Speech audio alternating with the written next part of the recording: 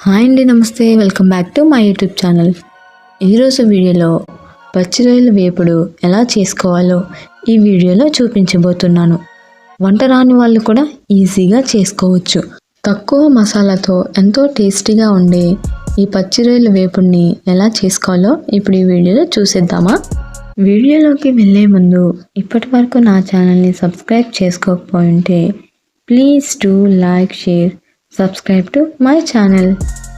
Let's start. ముందుగా clean చేసి పెట్టుకున్న ప్రాన్స్ని తీసుకొని అందులోకి 1/2 టేబుల్ స్పూన్ పసుపు, 1 table spoon red chilli powder, 1 table spoon salt వేసి మొత్తాన్ని బాగా మిక్స్ చేసుకోండి.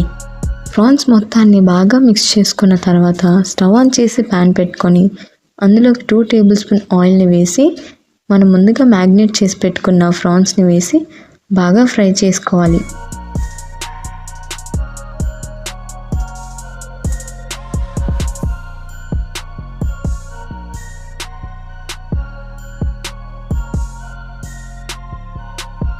నేను చూపించే విధంగా ఇలా ప్రాన్స్ అన్ని దగ్గర పడేంత వరకు బాగా రోస్ట్ చేసుకోవాలి.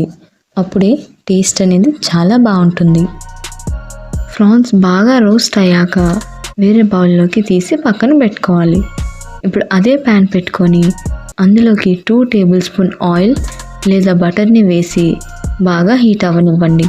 ఆయిల్ హీట్ అయ్యాక అందులోకి 1 కప్ దాకా సన్నగా కట్ చేసి పెట్టుకున్న ఆనియన్స్ని వేసి బాగా ఫ్రై చేసుకోండి.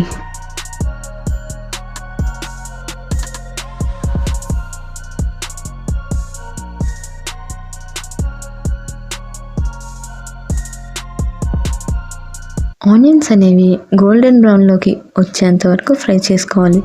ఇలా గోల్డెన్ బ్రౌన్లోకి వచ్చాక 1/2 టేబుల్ స్పూన్ జింజర్ గార్లిక్ పేస్ట్ని వేసి పచ్చి వాసన పోయేంత వరకు బాగా మిక్స్ చేసుకోండి.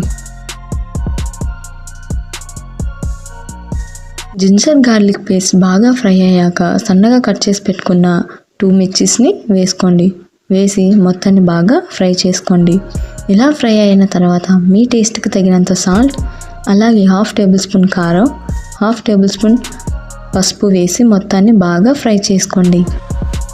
ఇలా మిక్స్ చేసుకున్న తర్వాత కొద్దిగా గరం మసాలా వేసి మొత్తాన్ని మిక్స్ చేసుకోండి.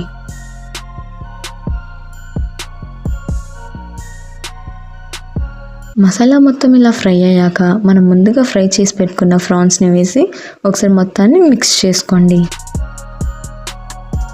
ఇలా మిక్స్ చేసుకున్న తర్వాత 1/2 కప్ వాటర్ని వేసి ఒకసారి బాగా కలుపుకోండి.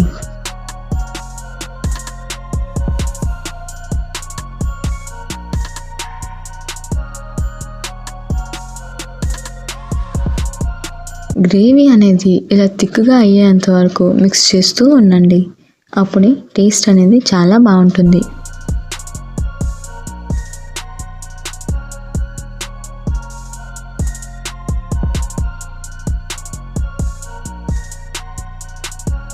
కర్రీ మొత్తం ఇలా దగ్గర పడ్డాక సన్నగా కట్ చేసి పెట్టుకున్న కొత్తిమీరతో గార్నిష్ చేసుకొని హాట్గా సర్వ్ చేసుకుంటే అంతే. టేస్ట్ అయితే చాలా బాగుంటుంది.